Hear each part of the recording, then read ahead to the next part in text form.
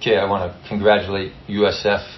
At the end of the day, sometimes people play good, and I thought their second half was excellent. From top to bottom, to me, this is going to be a gift. From Tulane on, we learned our lesson, won 5-6 in a row. I think USF, I should almost thank them, because they exposed some things in us that clearly we thought we had fixed, and we're not there yet. Our free throw margin was a -8. Our offensive rebound points were a -11, which I never saw coming, to be frank, after the way we played the last couple of weeks. Fast break, we were -12. We were almost thankful that we were going to play somebody who was finally courageous enough to run with us, and frankly, our guys didn't do their job. And then we told them, because of the way they put 2 on the ball and then jump and rotate, you're going to have to pass in order to win. We had 8 assists on 27 baskets, and we were begging them in media to share the ball. So the film that USF gave us is probably one of the greatest gifts we could have.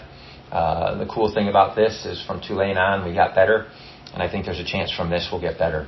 But our mindset needs to be a growth mindset right now, because if you told me we came in here and held them to 44% from the field and 29% or 26% from 3, I would have taken that. And to get the scout so correct and the game margin so wrong is a sign that we're pretty good, but we're not where we need to be yet. And we can peak at the end of the year, but this one I think will end up being good for us. The second half, what do you kind of think let USF's offense get that jolt they had there? It was 15 to 14 second chance points. We were in it. To close the game, it's 29-18. You take that 11 away, it's a 3-4 point game. The reality is it's not just that we gave them up, it's that we didn't get any ourselves. We had 14 at half, we got 0 more. And then I would say the second thing is on the possession. I think we scored 5 out of 7 possessions, won media, for example. The 2 possessions we didn't score were fall downs and live ball steals, so now they're in transition. And so trading baskets and giving up transition points just aren't good enough. So the fact that they scored in freedom and then they just beat the heck out of us on the glass, I would say it's those 2 things. Was there something you think they saw either in this game or on tape that led them to get those offensive rebounds? I thought they did a good job of picking on one of our ball screen coverages. They changed what they did. Our guys forgot to tag and gave up a couple rolls. Those rolls led to confidence. And then when we did tag, they hit the fill and hit a 3.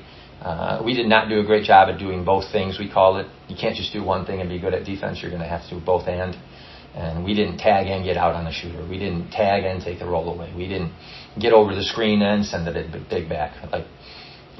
This one, we're not burning. This one, they're going to have to watch with us a bunch, because they did not act like they should in that first 6 minutes in the second half.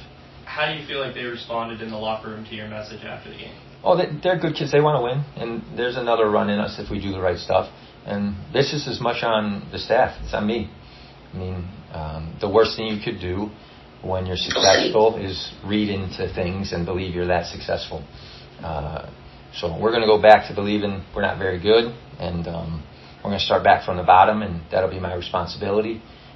Sometimes you got to preach confidence, and I feel like we did a good job of that for a couple of weeks, but you got to know when you got to turn the page and get back to getting ugly again, and I think we're going to have to get back in the weeds to grow, and that'll be on us. They've given us a good couple of weeks. I love these kids, but it'll be on us to make sure it goes back. When preparing for Memphis, how much of that are you going to go back on what led you to a victory there, or based off what you need to improve from this game? It'll be a little bit of both.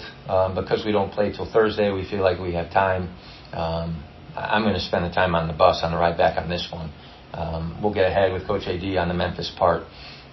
We have to go and look. Sincere Parker didn't play at Wichita. I got to see if Doug, he didn't finish the game, but I don't think he's injured. Aaron Bradshaw hit 3 threes against us, so I don't know if they'll go to a 2 big lineup or stay small like they did last time with Hardaway at the 5 some.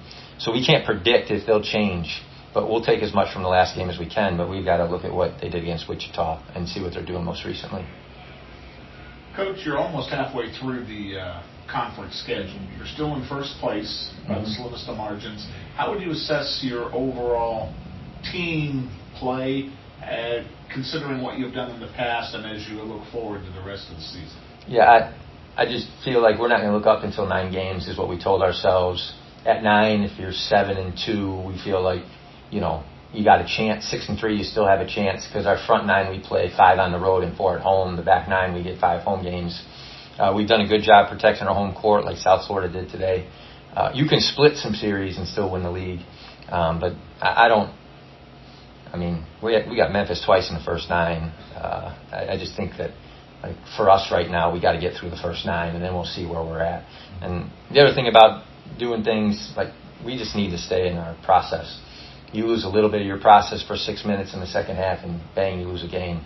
So we're in a good spot. Obviously, if you told me in first place, we'd be thrilled, but I just don't think that matters much. We've got to get a bye or double bye in the tournament at the end, and that's what we're focused on, and we'll do that a game at a time. Richard? Hey, Coach. Obviously, rebounding played a major difference in this matchup, up a -14 on your end. What would be the message to the guys, especially in the front court, to be more assertive and have right reaction times to cross the glass and outmatch the other team on the glass? The message is you're capable of doing it and you didn't do it. And the most loving thing I could do is tell you the truth. And I think Wes and Joseph are a handful. Obviously, CJ leads the league in assists. He has a 7 today. But my favorite player maybe in the league is Nelson, and those 12 rebounds.